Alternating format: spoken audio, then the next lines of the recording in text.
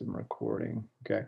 So the general problems that we've looked at so far have been first order in time. So essentially, how do we get just a change in the velocity of some material or substance? How do we get a change in the concentration of that through maybe some local reaction term? This you can think of as kind of a nonlinear modification of the wave equation. It's sort of a canonical form. It's called the Sine-Gordon equation of energy propagation between superconductors. Is one application of it. It has a multitude of applications. But you see here that it essentially just looks like your standard wave equation. But we have this nonlinearity entering as kind of a, an autonomous forcing term that depends on the sign of the state variable u. So this induces some, rotational energy in mechanical systems that this models. But the point for today really is just to try and practice some of these methods that we've talked about for finding traveling wave solutions. So in your breakout rooms to start, I would say maybe in the first 10 minutes or so, do A. I hope that A won't be, take you too long to do. Essentially just, plug in the ansatz and get the differential equation. It should be a second order nonlinear equation, and you need to figure out how to reduce it to a first order equation, which will also be nonlinear. Okay. So there's no questions. I'll go ahead and break us all out. We have 10 folks. So I'm gonna do, I guess I'll do 3 rooms. And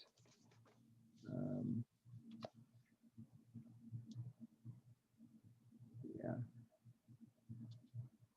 Okay, looks good. I'll go ahead and open the rooms. I'll give you till 11:45 and see if you can get through A and B together. A and B. Somebody in your group? Only a few of us here right now. Yeah. Yeah.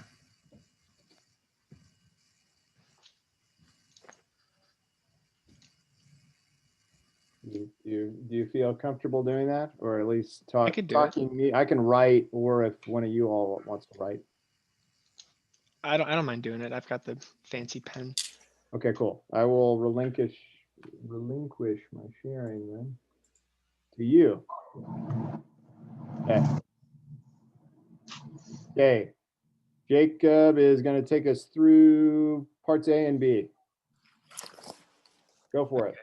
So we rewrite that equation as UTT is equal to UXX minus sine of U. And we know that if U of XT is equal to V of X minus CT, then that means UTT is just going to be C squared times V double prime. And then UXX is just going to be V double prime. So we rewrite that as C squared V double prime is equal to V double prime minus sine V. And I think I rewrote that as V double prime times C squared minus 1 is equal to sine V. And I think that's what part A was getting at, right? Yeah, I think you flipped the Minus sine sign. V. Yes, yeah, there should be a minus there. Yeah, you're good. Okay. Yeah, and then B? So I wanted to integrate this sine of V, but I knew that I can't because there's no sort of chain rule thing. And I thought, well, the derivative of cosine V would be sine V times V prime. So I thought, let's just multiply the whole thing by V prime. So V prime over here You get v prime times v double prime, c squared minus 1 is equal to negative v prime. That should be a sine. I haven't integrated yet. Sine v, and then I can actually do the antiderivative and get v prime squared times 1/2, c squared minus 1, and that's going to be times, oh, that should have been a minus. So that gives you just cosine of v. And you get that arbitrary constant, which is not c. That's a poor name. Okay. Perfect. Any questions about this one? Thanks, Jacob. Yeah. Okay. Cool. Then I will reopen our breakout room. So that's your starting point. What we just had from Jacob there. So part C is then showing how to convert this to a solvable ODE. You can go look up the trig identity. So you should be able to convert the cosine to a trig identity to one of these half angle formulas using trig identities. And then you're free to actually choose your constant so that you get that formula that's given there in part C. Moreover, you should define what little c, the speed, needs to be. So that puts a bound on your wave speed, actually. And then go ahead and solve that. So that's kind of parts C and D. Let's go ahead and do those. Let's say 15 minutes, so till 12:05 for that. Okay, so I'll go ahead and open the breakout rooms again, and I'll circulate through.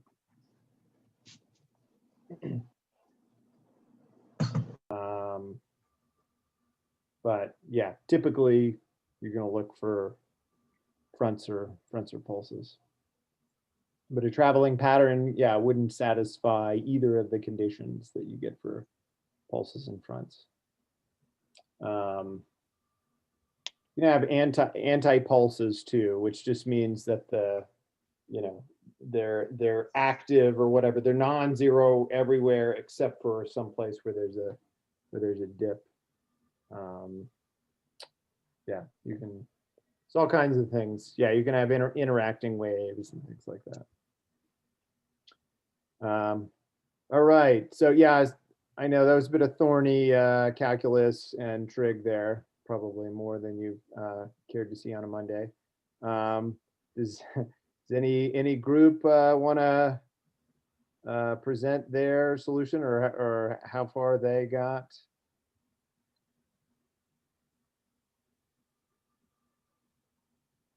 Felt like I was maybe getting somewhere. Okay. Why don't you? Yeah. Can you write? Do you have I a don't tablet? I don't have a tablet. Okay. It's all right. You can talk me through writing. I tried integration by parts.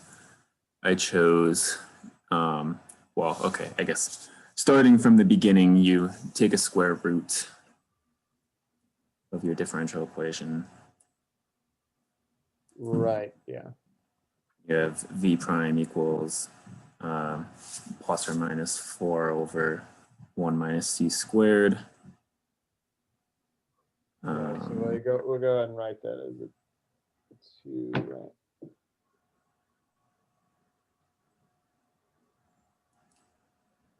Sine of v over 2, yeah. Okay. And then you can separate variables. Right. I just divided the sine of v over 2 over and left the other side alone for a bit. Okay. And then my main trouble was tackling the left-hand side. So if you integrate that, that's cosecant, or you're integrating cosecant of v over 2. Mm-hmm. I just chose u equals cosecant of v over 2, dv equals 1, if we're thinking about integration by parts. So oh, I see what you're saying. Yeah. How did that work out? Did you get the integral in the end? It seemed to, I mean, I didn't quite finish it, I'll be honest, but I seemed to end up getting one of those kind of things where you do integration by parts twice and you end up with the integral you started with, so you add that over. Okay. Because so I ended up arriving at something that gave me something without integrals, or I was going to arrive at it, but I didn't quite get there. Yeah. So Yeah, this is just one of those annoying integrals where the trick is not particularly intuitive. Yeah. We used the table. Yeah, that's fine. For this, By it's Mathematica. not an exam, so yeah, I understand if you went to a table on this. Did anyone else have success with this integral? I multiplied by cotangent of u plus cosecant of u over cotangent of u cosecant of u. Right, And yeah. get, like negative log of that. So yeah, Or, you, yeah, I so guess you I had like- this, right? So you said sine of u, there's a 2 out front here. And then, Yeah. and then yeah, you do this multiply by one thing, right? So yeah, I can. Okay. So yeah, if you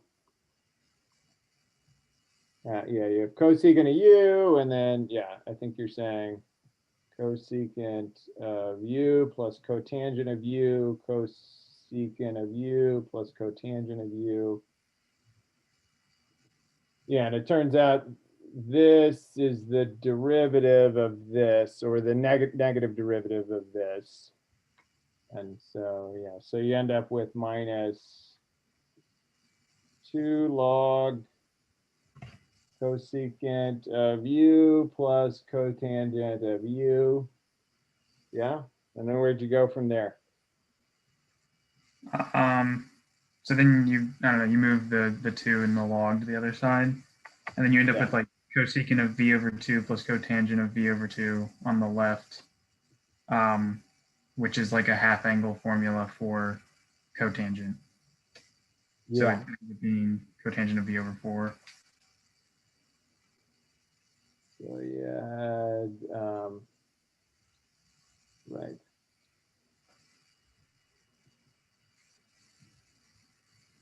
Oh yeah, this is integrated already, so then you have that. Yeah. Well, yeah, then it's e to the that, or like a constant times e. to Right, the- right, yeah. Yeah, sorry, I'm getting my steps mixed up here. Okay. So you have e to this, yeah. Yeah, with the arbitrary constant in front. And then you got cotangent. I think it works for tangent also, right? Well, you can just, so you have like your plus and minus backwards, I guess. Yeah, So if you just like divide both sides of the equation, both sides of the equation. then you- oh, right, yeah. So you can write this as tangent v over 4 equals the exponential. Yeah, so this is a trig ID.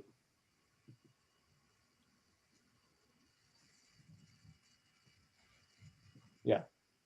And then you're saying, yeah, so then you just invert this and you get 4 arctan or tan inverse of exponential plus or minus psi 1 over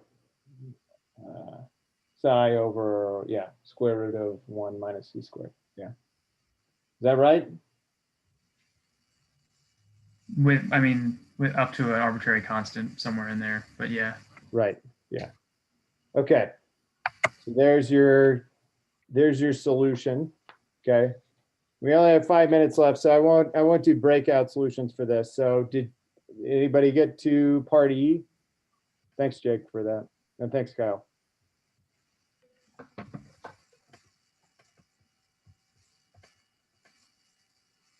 Anybody know how to answer that question? So what our group said was, in part C, you had to restrict C to be between -1 and 1 exclusively for the function to be real valued. And so in that case, the argument of the arctan is going to be monotonic. So it's going to look kind of like an arctan, which is a front. Right, yeah. So, right, so in the limit as x goes to infinity, then you get, right, an exponential, right? So yeah, the key is just to look at the limits, right? So this is part E of this. The limit of 4 arc tan the exponential of this, I guess it would be x over 1 minus c squared. Sorry, say that again.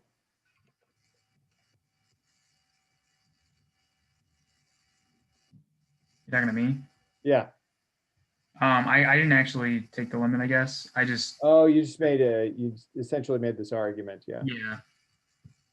But I guess Yeah. we did like 4 or something, right? Maybe 6. Yeah, so in the limit as this goes to infinity, right? Remember tangents, a tangent looks like this, right?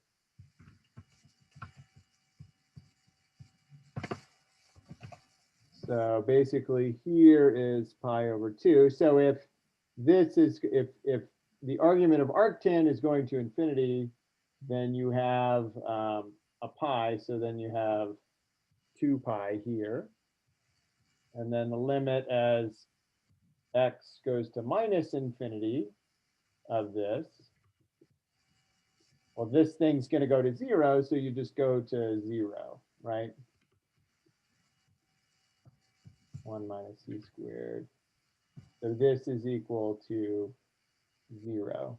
So essentially you have a function, right? This is what Jake was saying, that you have a function that goes between 0 and up to 2 pi here. So it must be a front. And so, yeah, I mean, as far as selecting your the direction of propagation, I mean, you have some degeneracy, right, of the particular wave that you selected and the direction that it's going to propagate. That's going to depend on initial conditions, but in general, you can say you have a wave front. This is the bounds of this, so this is going to be the asymptotic behavior of this solution as time goes to infinity. Okay. All right, so that's the practice problem for today. Any questions about this?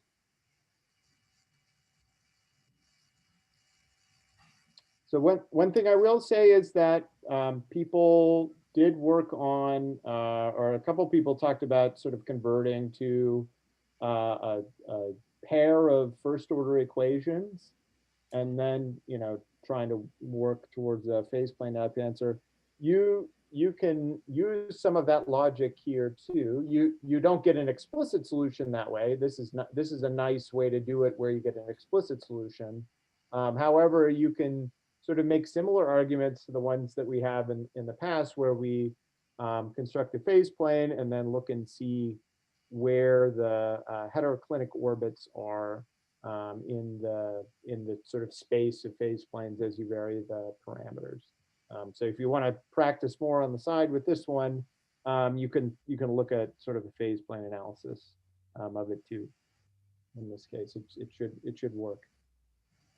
Cool. Are there any general questions about nonlinear waves and PDEs, or I guess if you have homework questions, we can roll to that after class. Yeah, go ahead. In terms of difficulty, would you say that this is more difficult than a typical prelim problem, less difficult, on par? I mean, this is not, well, I will say that there's not going to be any nonlinear PD Oh, in the prelim. never mind then. So if you didn't like this, don't worry.